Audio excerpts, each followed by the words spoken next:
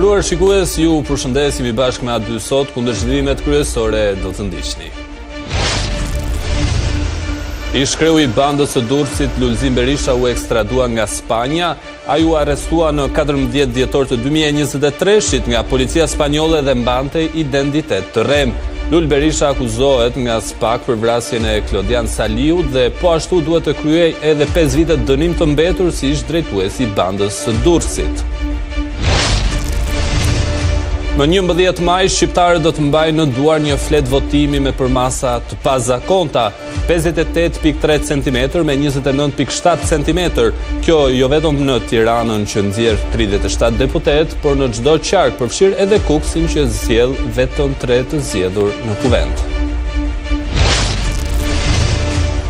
Putin refuzon Trump për jarmëpushim 30 ditor, qetësia pas telefonatës mes dy presidentëve ka zgjatur vetëm pak dhe Rusia e Ukraina zhvilluan sulme ajrore duke dëmtuar infrastrukturën e njëra tjetrës. Presidenti rus në parim pranoi vetëm pauzë 30 ditore në sulme ndaj infrastrukturës energjetike, por bisedimet do të vazhdojnë të dielën në Arabinë Saudite. Kroacia, Shqipëria dhe Kosova zëtohen të bashkëpunojnë në fushën e mbrojtjes. Këtë ka patur qëllim një dokument i nënshkruar në Tiranë që ka irrituar së tepërmi Serbinë. Sipas autoriteteve në Beograd, kjo është e papranueshme dhe këto vende duhet të tregojnë urgjentisht pse po e bëjnë këtë. Ju njohim më thellësisht me zhvillimet kryesore. Më 11 maj, shqiptarët do të mbajnë në duar një flet votimi me përmasa tepër të pazakonta, 58.3 cm me 29.7 cm, jo vetëm në Tiranën që ka numrin më të madh me 37 kandidat garues, por në të gjithë vendin përfshir edhe Kuksin që ka vetëm 3 kandidat për subjekt. Në të gjithë Shqipërinë, madhësia e fletës së votimit do të jetë e njëjtë, pavarësisht qarkut. Për masat e pazakonta, 58.3 me 29.7 cm e blin fletën e votimit të ngjajmë shumë me një çarçaf, qoftë në Tiranë, ku garohet për 37 mandate, ashtu edhe në Kukës me 3 kandidat për secilin subjekt. Një gjë do duhet kemi parasysh dhe për ta rikonfirmuar edhe publikisht që fleta e votimit është njësoj në kuptim të madhësisë në të gjitha qarqet pavarësisht numrit të kandidatëve.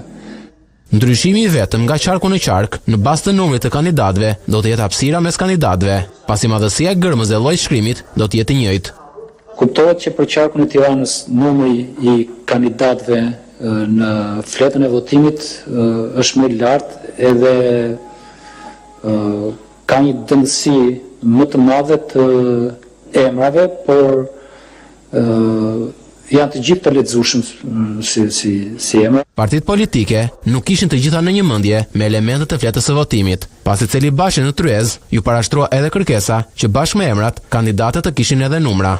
Nëse do të jetë më e thjeshtë, më saktë, procesi do të jetë shumë më i thjeshtë për të jetë numër se dhe mund ngatrohen njerëzit, ka janë si para 4 viteve dhe janë ngatru.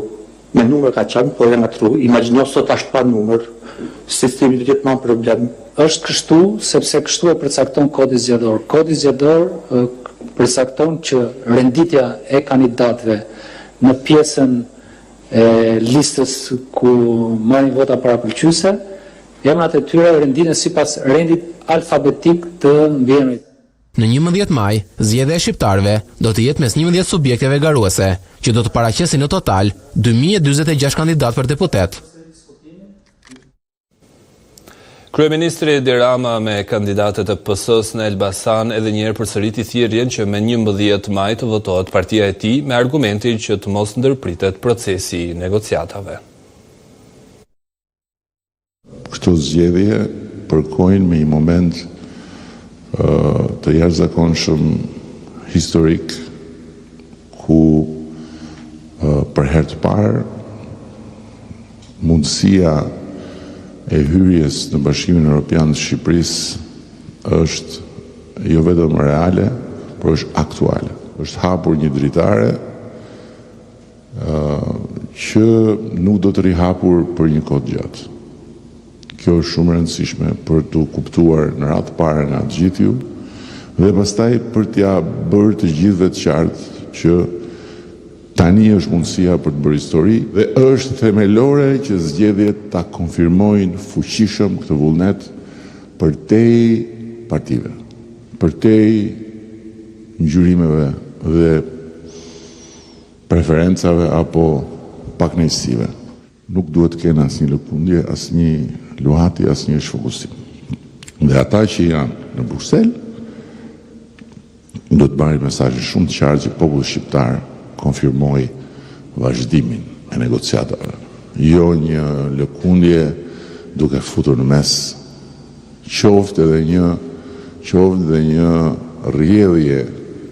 rrjedhje sa do të vogël të kënetës apo të moçaleve të vogla që janë krijuar rreth kënetës, edhe që i thonë vetes jemi parti treja, jemi të rinia që po vjen me baballarët dhe me tezet në listat e mbyllura.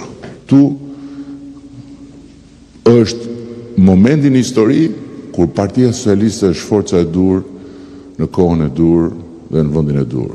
Është shpëtimi kombëtar nga hijet e historisë tonë. Kryetari i Partisë Demokratike Sali Berisha ka prezantuar në Shkodër kandidatët për deputet në zgjedhjet e 11 majit.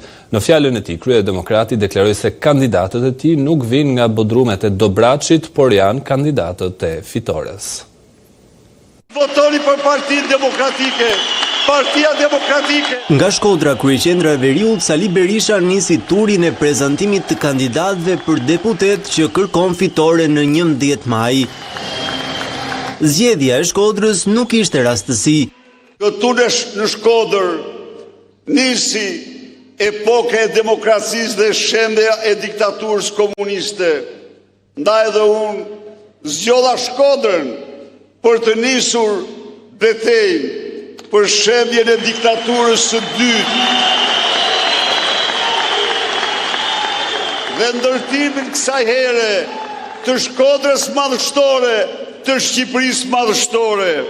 Në një sallë të mbushur plotë për plot me demokrat, lideri i opozitës e krahasoi qeverisjen e Shkodrës nga socialistët si pushtim, ndaj premtoi çlirim në 11 maj.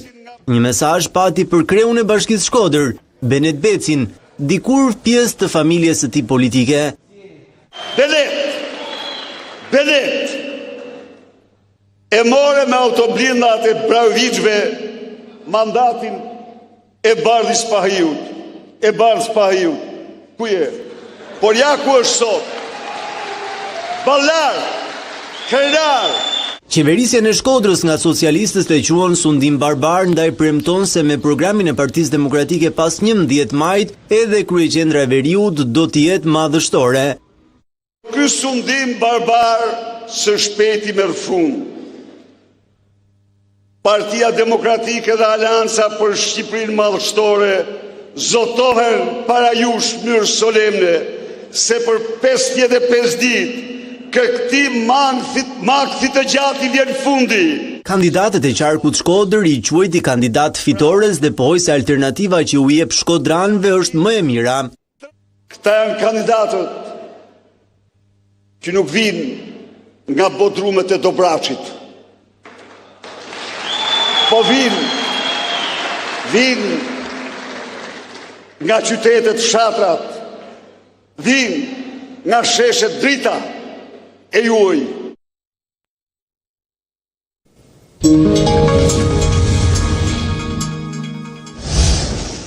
Struktura e posaçme SPAK ka marrë në hetim punonjësit e policisë së burgjeve që shoqëruan nga paraburgimi i Durrësit në apelimin e posaçëm. Burime pranë SPAK bën me dije se gjatë transferimit Velia i ka përdorur aparatin celular të njërit prej punonjësve të burgjeve duke bërë disa telefonata. Gjatë javës, agentët e BKH-s kanë marrë në pyetje gjithë anëtarët e togës së shoqërimit dhe njëri prej tyre ka pranuar se i ka dhënë telefonin pasi është ndjerë nën presion. Erion Velia i qëndron në masën e sigurisë arrest në Burg prej 12 shkurtit. Kjo masë sigurie ndaj tij është konfirmuar edhe në apel ku SPAK paraqiti si rrethan lënduese përgjimet e disa komunikimeve të tij nga paraburgimi i Durrësit.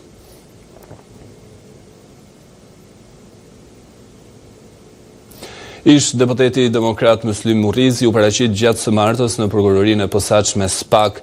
Murrizi mbërriti në godini pa shoqëruar me avokat dhe qëndroi brenda saj gati 30 minuta. Në dalje ai nuk saktësoi arsyeën e paraqitjes së tij. Isha për të sqaruar diçka që ka të bëjë me denoncimet e hershme dhe sistematike të mijat. Do ta merrni vesh më vonë, ju i dini denoncimet e mia, tha Murrizi. Jashtë kamerave ish deputeti tha se bëi fjalë për një kallëzim të vitit 2022 në lidhje me një tender të Ministrisë së Brendshme për uniformat e policisë. Në seancën e së martës të dosjes Plumbi Art, i penduari i drejtësisë Nuridin Dumani tregoi pse ishte bërë hasëm me Talo Çelën dhe një porosi prej 2 milion eurosh për një vrasje. I penduari i drejtësisë Nuridin Dumani rrëfeu para gjykatës së posaçme kontaktet e tij të fundit me Talo Çelën para se ta konsideronte armik dhe të ishte i gatshëm për vrasjen e tij. Në seancën e së martës të dosjes Plumbi Art, teksa i përgjigjej pyetjeve të avokatit të pandehurit Fatos Gosa, Dumani tha se marrëdhëniet me Talo Çelën i kishte prishur pasi ai kishte urdhëruar Altin Dosin t'i vriste vëllan. Takimi i fundit me Talo Çelën ka qenë kur ai ka ardhur tek shtëpia ime. Ka qenë diku në fund të vitit 2019, fillim vitit 2020. Ne kishim debatuar shumë më përpara, ndërsa në telefon për herë të fundit, në aplikacionin Sky, jemi shkruar në verën e vitit 2020. Mëtej Dumani tha se kishte bërë biseda për vrasjen e të shumë kërkuarit Çela. Kel Kamami më ofroi 2 milion euro për vrasjen e Riona Libej. Më tha do të jap edhe Talon. I thash, dua 1.5 milion euro, por më sill Talon përpara. Për të pandehurin Fatos Gosa, i penduari i drejtësisë tha se kishte qenë informator në vrasjen e Andi Zylyfit, kushëririt të Eriona Libejt, më 13 dhjetor 2019 në fshatin Përparim të Peqinit. Dumani pretendoi se kishte takuar vetë Gosën tek pishat në Peqin, ku i kishte dorëzuar pagesën, që sipas të penduarit, për informatorët varionte nga 15 në 30.000 euro. Deklarimet e bashkëpunëtorit të drejtësisë hasën në reagim të fortë të pandehurit Gosa, që nga kafazi i sallës së gjyqit mohoi gjithçka, duke pretenduar se nuk kishte pasur kurrë kontakte me Talo Çelën dhe se kishte miqësi me familjen e Andi Zylyfit. Në të njëjtën seancë, referuar ditës kur u plagos në një atentat në aksin Elbasan Peqin, ngjarje pas së cilës u arrestua, i penduari tha se ishte nxjerrë në prit nga Suel Çela.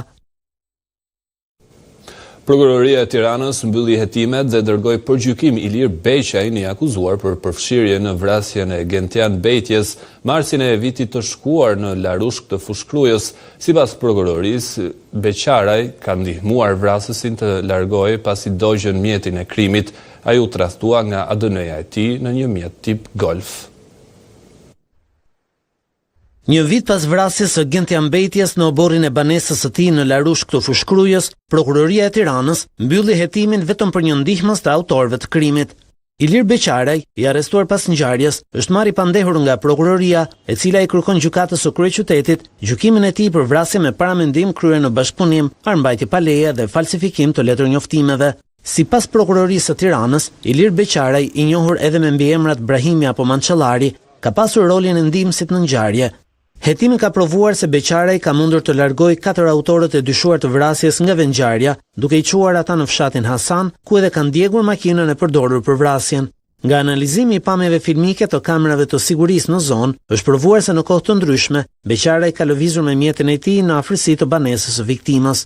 Në një automjet tip Golf të përdorur nga Beqaraj për të larguar vrasjet e Bejtjes pasi kanë ndjekur mjetin e parë, është gjetur profil ADN-ja i tij. Profil gjenetik është gjetur edhe për Flodian Plakun, i shpallur në kërkim nga drejtësia. Ndërkohë Prokuroria e Tiranës vijon hetimin për identifikimin e autorëve të krimit. Gentian Bejtja u qellua pranë banesës së tij në Larushk më 15 mars 2024, në një kohë që ishte në kërkim nga policia. Ai dyshohet se u qellua me breshëri automatike nga 4 persona. Policia shkencore vlerësoi se nga 4 Kalashnikov të gjetur në mjetin e djegur të autorëve, nga 3 prej tyre ishin derdhur plumba drejt 43 vjeçarit. Para ngjarjes, Bejtja i kishte mbijetuar 3 atentateve. Ish-kreu i bandës së Durrësit, Lulzim Berisha, u ekstradua mbrëmjen e djeshme nga Spanja. Ne në një lidhje të drejtë për drejtë do të shkojmë tani me Armand Bajramin, gazetarin tonë, i cili e ka ndjekur këtë si çështje. Si u arritën autoritetet deri tek ekstradimi i Lulzim Berishës, Mandi? Po Xhevi, Lulzim Berisha, një emër i njohur në fakt i botës krimit, ish drejtues dhe i dënuar nga drejtësia si ish drejtues i bandës Durrësit, u ekstradua mbrëmjen e djeshme në territorin shqiptar, ai mbriti në Shqipëri përmes aeroportit të Rinasit me një linjë tranzit nga Spanja në Stamboll dhe më pas nga Stambolli në Rinas. Lulzim Berisha ishte i kërkuar nga drejtësia shqiptare për 2 llogarin fakt që ka tashmë me drejtësinë, por teksa kishte marrë një vendim më lirimi nga gjykata e lartë, nga drejtësia shqiptare për të liruar për dënimin që po bënte për bandën si i dënuar për bandën e Durrësit. Ndaj Lulzim Berishës u shpall një urdhër kërkimi ndërkombëtar në vitin 2020 ku struktura e posaçme kundër korrupsionit dhe krimit të organizuar vlerësoi se ngriti dyshime se ai akuzohej për 2 ngjarje kriminale të ndodhura në vitin 2005, atë të vrasjes së Klodian Saliut në aksin rrugor Durrës-Tiranë, por edhe vrasjen e biznesmenit Vajdim Lamaj në kryeqytet. Dhe më pas teksa ishte në kërkim për këto 2 ngjarje dhe teksa kishte një urdhër kërkimi ndërkombëtar ndaj tij, në dhjetor të vitit 2023, Lulzim Berisha u lokalizua dhe arrestua në Spanjë, ku po qëndronte, ishte ndërruar të paktën në pamjen e tij fizike dhe njëkohësisht me një kartë identiteti të falsifikuar bullgare. Në një qëndrim thuajse 1 vit e 3 muaj në territorin spanjoll, Lulzim Berisha bëri gjithë betejën e tij ligjore për të shmangur ekstradimin drejt Shqipërisë, por edhe në një gjykatë të shkallës së parë spanjolle, por edhe në gjykatën e apelit, në të dyja këto shkalla ai humbi betejën e tij me drejtësinë për të mos u ekstraduar.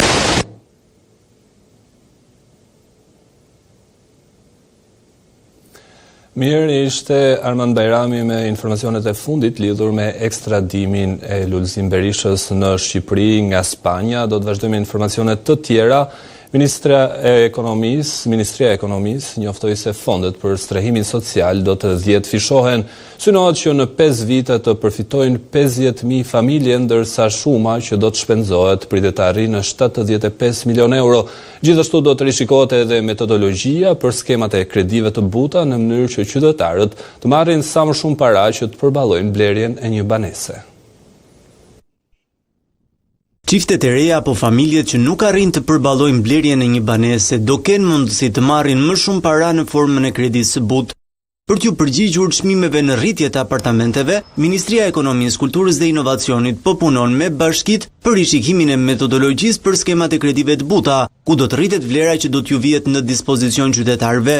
Pjesë e ndryshimeve do jetë prodhimi një metodologji të re për të përcaktuar vlerën e banesave në treg dhe për të përcaktuar si rrjedhimi i vlerës banesave në treg edhe sasinë, le të themi, e parave që do ju jepet kredi qytetarëve, po dhe fashat e pagave që ata të kenë mundësinë dhe aftësinë paguese për ta përballuar këtë kredi. Në konferencën për strehimin social, ku nuk munguan krerët e bashkive më të mëdha, Ministri i Ekonomisë, Kulturës dhe Inovacionit Blendi Gonxha njoftoi se do të rriten edhe fondet në dispozicion të programit kombëtar, si dhe prioritet financimi nga buxheti i shtetit do të ketë bashkitë që kanë më pak mundësi financiare. Ne duam që ta çojmë nga rreth 8 milion euro, nëse do të llogarisnim atë që ne vëmë dispozicion për financimin e projekteve të strehimit social dhe programeve të strehimit social në rang ministrie, ne duam ta çojmë në rreth 75 pse jo 80 milion euro në vit. Pra ne duam që ta 10 fishojmë mundësinë që qytetarët shqiptar do kenë për të gjitha programet e strehimit social. Problemi pas zgjidhur mbetet vjelja e taksës 3% që ndërtuesit duhet paguajnë si kontribut për strehimin. Ministri Blendi Gonxha tha se kjo taks nuk do të ndryshojë dhe pse ndërtuesit prej vitesh kërkojnë shfuqizimin e saj. Ne nuk do të rriqemi nga kjo politikë. Natyrisht ne do të respektojmë vendimin e çdo organi gjyqësor nëse ka një gjykim sa i takon çdo lloj ankese apo çdo lloj kërkese që mund të jetë në këtë drejtim. Deri në vitin 2030, qeveria synon që nga programet e strehimit të përfitojnë 50.000 familje, ndërsa deri më tani numri familjeve që kanë përfituar nga programet për vitin 2025 për programin e strehimit social kanë aplikuar 43 bashki për 55 projekte, ndërsa fituesit do të shpallen brenda pak ditësh. Po shiten më shumë produkte shqiptare në trengjet e huaja gjatë këtij viti. Instat thot se në 2 muajt e parë të këtij viti janë eksportuar jashtë vendit produkte me vlerë 647 milion euro. Kontributin kryesor në këtë ecurie ka dhënë eksporti naftës bruto të nxjerrë nga fushat e Patoz Marinzës. 7/8 e eksporteve shqiptare si pasojë e zhvlerësimit të euros është frenuar të paktën këtë fillim vit. Nga pak më shumë se 32 miliard lek një vit më parë, muajin e shkuar në tregjet e huaja u shitën mallra, që kushtuan 33.5 miliard lek. Rritja përllogaritet në rreth 1.4 miliard lek apo 4.7%. Kontributin kryesor në këtë ecuri e dha eksporti i naftës bruto të nxjerrë nga fushat e Patos Marinzës, që në shkurt u zgjerua me 2%. Me përjashtim edhe të ushqimeve e pijeve, të gjithë grupet e tjera të produkteve paraqiten në rënje, duke konfirmuar se kriza e eksporteve nuk ka marrë fund. Eksportet është rritur. Në qoftë se flasim për eksportet, lëndët e para. Lëndët e para patjetër që duke qenë se do rriten, do të reflektohet edhe kjo te vlera e eksporteve. Për sa i përket pjesës volumit është e njëjta situatë. Në qoftë se një faktor që ndron konstant, por faktori tjetër i cili është çmimi në këtë rast do të lohatet dhe do të jetë në rritje, patjetër që do të reflektohet edhe kjo në të njëjtën prirje ose në të njëjtin trend. Pavarësisht shifrave në rritje të turistëve, në shkurt u blen nga jashtë mallra me vlerë 67.5 miliard lek. Në krahasim me shkurtin e një viti më parë, rënja përllogaritet me gati 6.5 miliard lek. Janë më të pakt ata persona ose ato familjarë të cilët do të konsumojnë produktet e shportës, të cilat normalisht përllogaritet më pas edhe pjesa e inflacionit në vend. Me eksportet që morën një kthes të vogël dhe importet në rënje të lehtë, bilanci tregtar u mbyll negativisht për muajin e shkuar me 34 miliard lek deficit. Ngelet për të kuptuar deficitin se çfarë ndodh me deficitin tregtar të një vendi nga një periudhë në një periudhë tjetër ose krahasuar nga viti në vit, është cila është rritur më shumë. Pra, cila është pesha e zërit që është rritur më shumë? Janë eksportet, ato që janë rritur më tepër, apo është pjesa e importeve, në mënyrë që ne të kuptojmë se çfarë po ndodh dhe me deficitin tregtar të një vendi. Muajin e shkuar Shqipëria eksportoi më shumë produkte drejt Kosovës, Spanjës dhe Greqisë. Nga ana tjetër, kompanitë shqiptare kanë çuar më pak produkte drejt Italisë, Gjermanisë dhe Turqisë.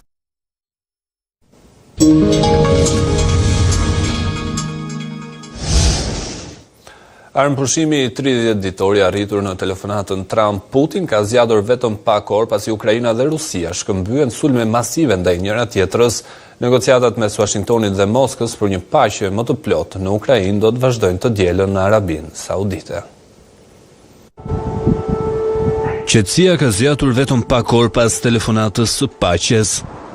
Rusia dhe Ukraina zhvilluan sulme ajrore duke dëmtuar infrastrukturën e njëra tjetrës pasi presidenti Vladimir Putin refuzoi një propozim të SBA-s për një armëpushim 30 ditor. Presidenti i Ukrainës Volodymyr Zelensky thotë se Rusia kishte në shënjestër infrastrukturën civile gjatë natës, duke përfshirë një spital në Sumi. Putin ra dakord për një pauzë 30 ditore në sulmet ndaj infrastrukturës energjetike gjatë një telefonate me presidentin amerikan Donald Trump të martën për hodhi poshtë një armëpushim më të plotë. Bisedimet për Ukrainën do të vazhdojnë të dielën në Arabinë Saudite, thotë i dërguari i SBA-s Steve Witkoff. Gjatë bisedës, Putin dhe Trump ranë dakord gjithashtu që Ukraina dhe Rusia do të shkëmbejnë 175 të burgosur. Ne u pajtuam për një armëpushim të menjëhershëm për të gjithë infrastrukturën energjetike, me mirëkuptimin se do të punojmë shpejt për të patur një armëpushim të plotë dhe në fund të fundit një përfundim të kësaj lufte shumë të tmerrshme midis Rusisë dhe Ukrainës. Kjo luftë nuk do të kishte filluar kurrë nëse unë do të isha president. Shumë elemente marrëveshjes së paqes u diskutuan, përfshir faktin që mira ushtar po vriten, dhe të dy presidentët, Putin dhe Zelensky, do të dëshironin që kjo të marrë fund. Ai proces tani është në fuqi dhe me efekt të plot, dhe ne, me shpresë për hir të njerëzimit, do ta përfundojmë këtë punë. Kremlini tha në një deklaratë se të dy udhëheqësit kishin një shkëmbim të detajuar dhe të sinqertë të pikpamjeve për Ukrainën gjatë një telefonate në të cilën Putin kishte thënë se zgjidhja e konfliktit duhet të jetë gjithëpërfshirëse, e qëndrueshme dhe afatgjatë, duke marrë parasysh interesat e sigurisë të Rusisë dhe shkaqjet rrënjësore të luftës. Shqipëria, Kosova dhe Kroacia firmosën një marrëveshje për bashkëpunim në fushën e mbrojtjes. Ministrat përkatës theksuan rëndësinë dhe përfitimet nga pakti, ndërsa nënvizuan se atë e ka frymëzuar gjeopolitika aktuale dhe shkuara e vendeve. Ushtritë e Shqipërisë, Kosovës dhe Kroacisë janë bërë bashkë. Ministrat e mbrojtjes së tre vendeve firmosën në Tiranë deklaratën në fushën e mbrojtjes. Marrëveshja ushtarake synon që të forcojë aftësitë mbrojtëse të Shqipërisë, Kosovës dhe Kroacisë, si dhe të rrisë bashkëpunimin në industrinë e mbrojtjes. Të tre ministrat sqarojnë gjithashtu se synojnë dhe përmirësimin ndërveprimit ushtarak përmes edukimit, trajnimeve dhe stërvitjeve të përbashkëta. Deklarata përkthen në fakt jo vetëm një vullnet politik, por gjithashtu disa prioritete që ne ndajmë së bashku. Kryesisht ka të bëjnë me rëndësinë që tre vendet tona japin ripërtëritjes, ringritjes së industrisë ushtarake. Synimi i këtij bashkëpunimi nuk do të jetë asnjë rast kërcënimi i askujt, mirë po gjithashtu është një mesazh për gjithë ata që guxojnë të kërcënojnë sigurinë, paqen dhe stabilitetin në Ballkanin Perëndimor, por edhe sigurinë e vendeve tona, që tri vendet tona të cilat ndajnë vlera të përbashkëta dhe interesa të përbashkëta janë të bashkuara për të përballur me çdo kërcënim dhe rrezik që synon destabilizimin e regionit. Për shkak të gjeopolitikës, duam që të kemi bashkëpunim në rajonin ton duke pasur parasysh rreziqet që janë prezente dhe situatat që po ndodhin në Europë, duke u referuar edhe Ukrainës. Jemi duke menduar edhe për të kaluarën tonë, e cila nuk është shumë e largët. Një informacion që e kemi nga e kaluara dhe na jep mundësi për të menduar, prandaj kemi marrë vendimin që të kemi një bashkëpunim ndërmjet tre shteteve. Ky bashkëpunim do të bazohet sidomos te dhënia e ndihmës te pjesa e zhvillimit të industrisë së mbrojtjes, ndryshimit të përmbushjes së të gjitha marrëveshjeve që kemi firmosur deri tani. Këto tani duam t'i fuqizojmë dhe të ndajmë eksperiencën e shtetit tonë si Kroaci, si pjesë e NATO-s dhe BE-s. Marrëveshja trepalshe është e para këtij lloji në Ballkanin Perëndimor. Serbia konfirmon frikën nga pakti ushtarak mes Shqipërisë, Kosovës dhe Kroacisë, ndërsa kërkon shpjegime urgjente nga Tirana dhe Zagrebi. Beogradi kërcënon se kjo nuk do të mbetet pa një përgjigje. Serbia është friksuar nga marrëveshja ushtarake firmosur sot mes Shqipërisë, Kosovës dhe Kroacisë. Ministria e Jashtme në Beograd përmes një reagimi thekson se do dërgojë në Tiranë dhe Zagreb një kërkesë urgjente për shpjegime lidhur me paktin trepalësh në fushën e mbrojtjes. Kosovën e përmend me nuanca provokuese, ndërsa konsideron se përjashtimi i Serbisë nga kjo nismë është shqetësuese.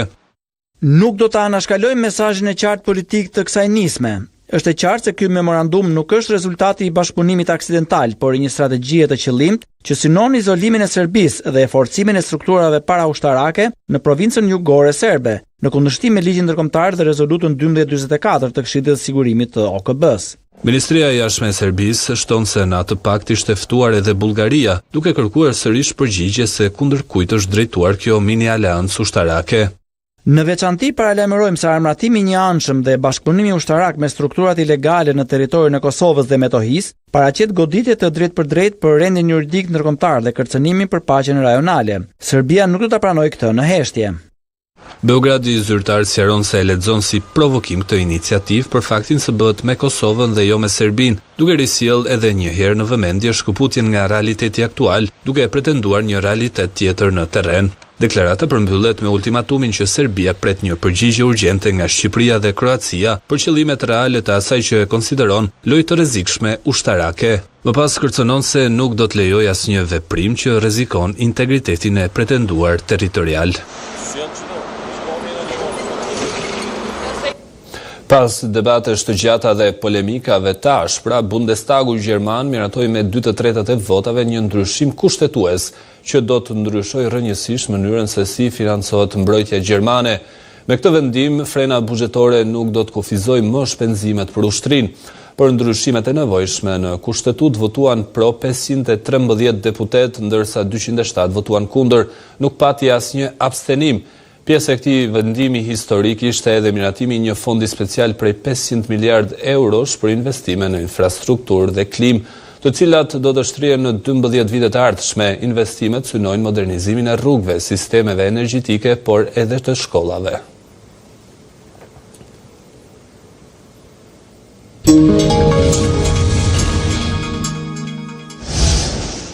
Hashim Thaçit nuk ju lejua që të merrte pjesë në varrimin e të atit, mosprania e tij nxiti reagime të shumta, ndërsa dhomat e specializuara nuk sqaruan pse nuk u mor një vendim përkundër se mbrojtja kishte bërë kërkesë që të hënën. Ish-presidenti Hashim Thaçi nuk mori pjesë në varrimin e të Atit Haxhiut, të cilit ju dha lamtumira e fundit të martën në buroj të Skënderajt. Mosprania e ish-presidentit nxiti reagime të forta në Prishtinë, duke cilësuar një turp mosdhënien e lejes nga ana e dhomave të specializuara të Kosovës në Hag. Fillimisht pati deklarata kontradiktore nëse kishte një kërkesë nga ana e avokatit të Thaçit, por që u sqaruan menjëherë.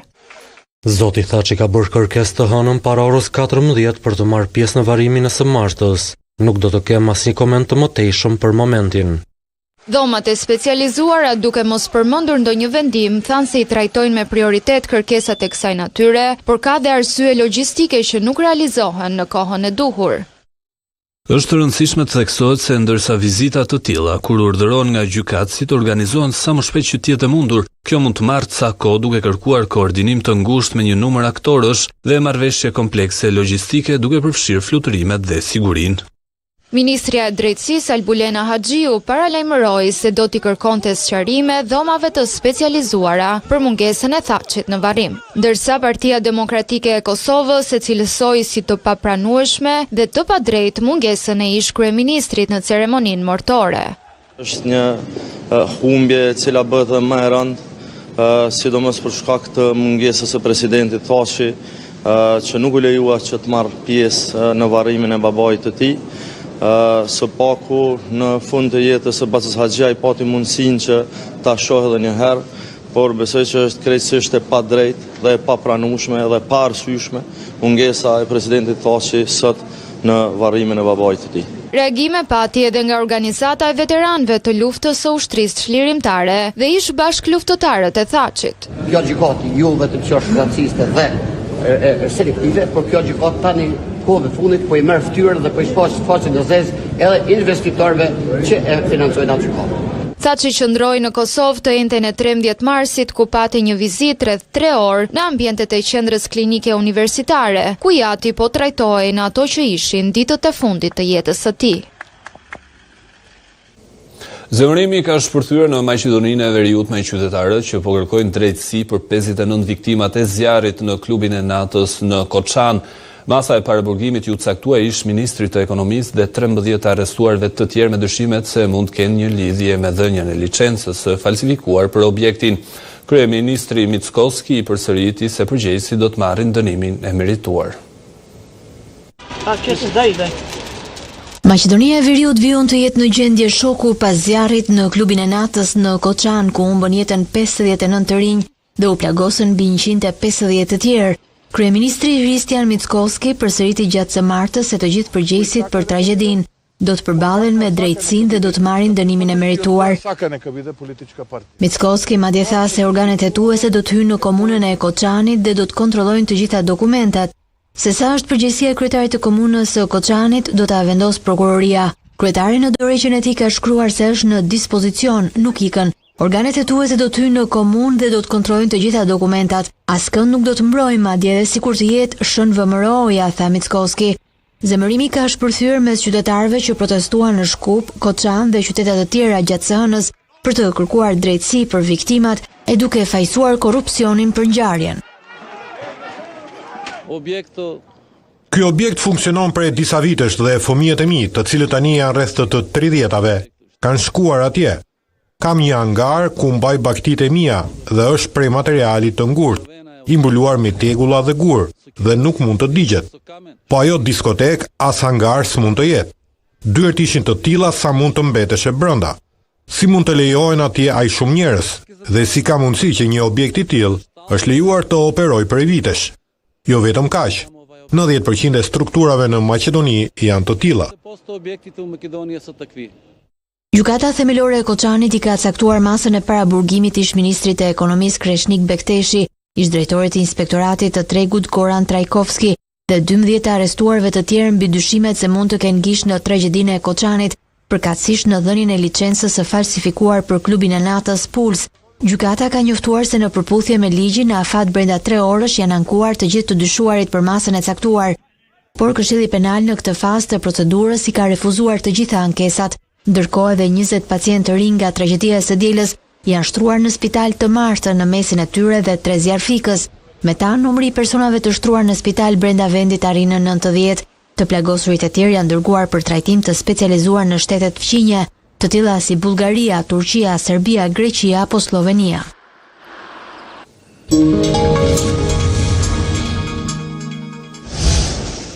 Shqipëria kërkon që të thyej një tabu në Londër kundër Anglisë, duke marrë rezultatin e parë pozitiv në histori. Ajo që rëndon është disfata 5-0 në përballjen e fundit në vitin 2021, e cila ka bërë që kuqezin të përballen edhe me ngacmime. I tillë është edhe rasti i Kristian Aslanit të Interi, por mesfushori kuqezi beson se paraqitja këtë herë do të jetë krejt ndryshe. 4 ndeshje të luajtura ndaj Anglisë në histori dhe 4 humbje. Ecuria negative nuk e trem Kristian Aslanin për para sfidës në Wembley. Fillojnë këto kualifikueset për botrojnë edhe kemi një grup shumë të vështirë e dim, por tani po stërvitemi dhe jemi gati për ndeshjen e parë. Ata janë një skuadër shumë e fortë, një skuadër fizike, shumë teknike, se lojtarët atyre i njohim shumë mirë. Besoj se du të shkojmë aty dhe nuk mendojmë shumë, trymë me shpirt me zemër edhe mos vëjmë ati si turist, se gjithmonë ku hymë fushë, hymë përfitore. E dim kjo është e vështirë. Përballja e fundit në nëntor 2021 u fitua 5-0 nga anglezët me gola të shënuar në pjesën e parë. Kjo ka bërë që Aslani të përballet me ngacmimet e Interi, por kuqezi u premton një paraqitje ndryshe. Janë tallur gjithë, kanë thonë do merrni 6-7 gole dhe do ikni në shtëpi. Unë nuk isha akoma në kombëtare ku umën 5-0, po e dija që në pjesë parë doli 5-0 rezultati dhe nuk do ndodhin kjo gjë, si që thash, ne do të hyjmë fushë në minuta e parë edhe të luftojmë, se e dim se ata do na sulmojnë fort, se kanë lojtarë shumë të shpejt. Edhe Nedim Bajrami nuk dëshiron ta mendoj disfatën e fundit në Londër, e ka besim edhe prej rikthimit të brojës. Ajo ndeshje që kemi bërë me Anglien, ajo ka kalu, tani është një ndeshje tjetër. Kështu që duhet me përgatit ndeshjen shumë mirë, se e dim çfarë kundërshtari është, e dim çfarë kualiteti kanë dhe besoj se gjithë çunat janë gati edhe Silvinho do përgatitet ndeshjen shumë mirë. Këtë është një ligë shumë fizik, kështu që kam pasi çik nevojë derisa u futa në atë ligë, po tani është mirë dhe Anglia lun ashtu, por besoj se gjithë çunat janë gati edhe tani si u kthy broja, besoj se jemi komplet. Përpara transfertës në Angli, trajneri Silvinho ka vendosur rregulla strikte në kombëtare, nga ndalimi kategorik i takimeve apo kafeve me familjarët në hotel të lejet për të dalë shëtitje apo për të përdorur pishinën. Regjimi ushtarak prek mbi të gjitha edhe kohën e pushimit apo orarin e gjumit në mbrëmje. Pas zhgënjimit në Nations League dhe rëndësisë së madhe që kanë kualifikueset e botrorit 2026, trajneri Silvinho ka vendosur rregulla strikte në skuadër. Me objektivin që të synohet pjesëmarrja e parë në Kupën e Botës, tekniku do të përdor dorën e hekur në grumbullimet e kuqezinëve. Në transfertën në Londër për debutimin e edicionin e ri kundër Anglisë, çdo lëvizje e futbollistëve do të bëhet me lejen e stafit teknik. Gjatë akomodimit në një prej hoteleve pranë stadiumit Wembley, lojtarët nuk do të mund të konsumojnë as kafe me familjarët apo miqtë e tyre në hall. Ajo që ka ndodhur shpesh në të kaluarën tashmë do të jetë kategorikisht e ndaluar. Gjithashtu futbollistët e kombëtarës duhet të qëndrojnë në dhomë për të pushuar, teksa nuk lejohet dalja pas orës 22 të mbrëmjes. Nëse dikush nga kuqezin kërkon të kaloj pak kohë të lirë në pishinë dhe SPA apo për të bërë një ecje në ajër të pastër, atëherë duhet marrë lejet e përgatitësi atletik. Këto rregulla hasen rëndom nëpër klube dhe pjesa më e madhe e kuqezinëve i njohin sepse aktivizohen në kampionatet më të mëdha europiane. Megjithatë, rregulloria strikte në kombëtare tregon seriozitetin me të cilin po përgatitet ndeshja e 21 marsit me Anglinë, por edhe i gjithë edicioni kualifikues. Federata reagoi pas akuzës së tifozave kuqezise për herë të parë në 21 vjet u lanë pa bileta për të mbështetur kombëtaren. Pasi konfirmoi se në këtë edicion nuk do të ketë më bileta të rezervuara për tifogrupet, institucioni që drejton futbollin u justifikua se nëpërmjet sistemit të ri të shitjes së biletave garantohet barazimi dhe gjithë përfshirje në prezencën në stadium. Pas akuzës së tifozave kuqezise për herë të parë në 21 vjet janë lënë pa bileta, reagoi dhe Federata e Futbollit. Në një njoftim për media, institucioni që drejton këtë sport sqaroi sistemin e ri të shitjes së biletave për ndeshjet e kombëtares. Sipas FSHF, ky është një vendim që synon të garantojë barazi dhe gjithë përfshirje për të gjithë tifozët shqiptar, ku secili ka mundësi të barabartë për të qenë pjesë e mbështetjes së kombëtares. Për shumë vite, grupe të ndryshme tifozerie kanë pasur mundësinë të sigurojnë bileta të rezervuara nga FSHF-ja. Megjithatë, me rritjen e kërkesës për bileta dhe dëshirën për të krijuar një qasje më të hapur për të gjithë tifozët shqiptar, është vendosur që nga tani e tutje, biletat të jenë të aksesueshme përmes një procesi të drejtë dhe transparent. FSHF vlerëson dhe respekton të gjithë ata që kanë mbështetur kombëtarin ndër vite dhe beson se tifozëria shqiptare në të gjithë larminë e saj do të vazhdojë të krijojë atmosferën e zjarrt që gjithmonë ka dalluar ndeshjet e kombëtares son. Ky vendim nuk synon përjashtimin e askujt, por përkundrazi garantimin e mundësisë për të gjithë tifozët që duan të jenë pjesë e spektaklit të kombëtares. Në fund, federata sqaroi se mbetet e hapur për çdo sugjerim apo diskutim që ndihmon në përmirësimin e përvojës së tifozëve dhe në forcimin e lidhjes me ekipin kombëtar. Kombëtarja shqiptare vijon përgatitjet në shtëpinë e futbollit në kuadër të ndeshjes së parë kualifikuese për në botëror kundër Anglisë. Ne do të lidhemi tani menjëherë me gazetaren tonë të sportit Dea Kozma për detajet më të reja nga kampi i Kuqezi. Si duket gjendja e skuadrës, Dea? Gjavair, mbizotron një atmosferë pozitive këtu të seancën e radhës servitorit të kombëtares shqiptare, aty ku duket se djemt Kuqezi ka lënë në një anë presionin dhe po stërvitet maksimalisht nëse përballë ka një kundërshtar të vështirë siç është Anglia. Lajmi i mirë është rikthimi i Marash Kungullës me grupin, edhe pse mbrojtësi i kombëtares shqiptare prej 2 ditësh po stërvitej i diferencuar në palestrën e shtëpisë së futbollit, tashmë është bashkuar me grupin dhe është gati dhe në dispozicion të trajnerit Silvinjo.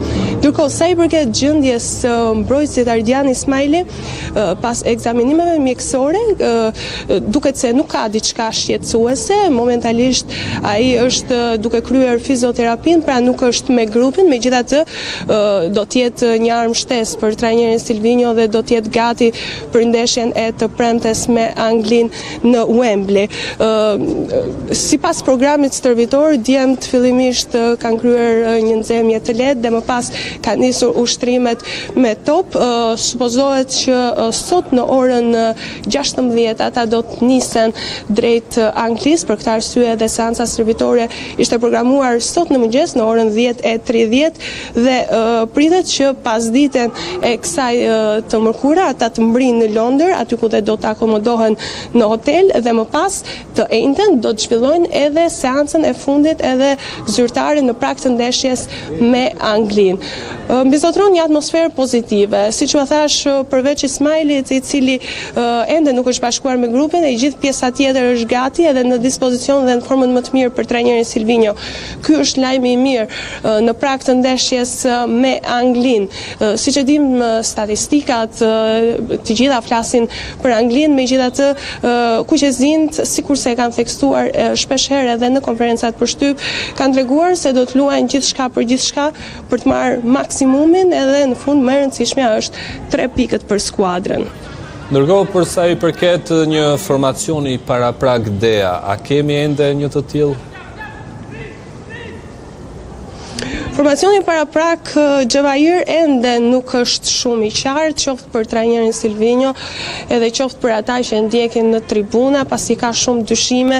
Kjo ndikuar edhe nga mungesat që tekniku brazilian ka në skuadër, megjithatë diçka është e sigurt, në por do të jetë Thomas Strakosha, Ali do të jetë në mungesë të Mario Mitajt, ndërkohë nga ana tjetër do të jetë Ivan Balliu. Në qendër ka dyshime nëse do të luaj Kumbulla, Ismaili apo Ajeti. Në krah të Berat Gjimshitit, mes fusha do të jetë me Laçin dhe Aslanin dhe pak para tyre do të luaj Nedim Bajrami, ndërsa sulmi me Muçin dhe Asani nga krahët, ndërsa në qendër pritet të jetë Myrtë Uzuni. Megjithatë është një formacion që pritet të ndryshojë nga momenti në moment, kjo bazuar mungesave të shumta që ka tekniku brazilian. Sigurisht sot pritet që të bëj edhe skemat e fundit taktike se si do të luaj kundër gjigantëve anglez, gjithçka mbetet për t'u parë. Mirë, ishin me Dea Kozma, e cila na informoi për të gjitha detajet e fundit përgatitore për sfidën e kombëtares së Shqipërisë përballë Anglisë që do të luhet në Londër. Mirë, me këto informacion kemi ardhur në fund të kësaj hapësire të A2 sot. Për zhvillimet më të fundit, ju ftoj të na ndiqni në faqen tonë të internetit a2cnn.com. Ju falenderoj për vëmendjen tuaj, bashkë ndajemi këtu.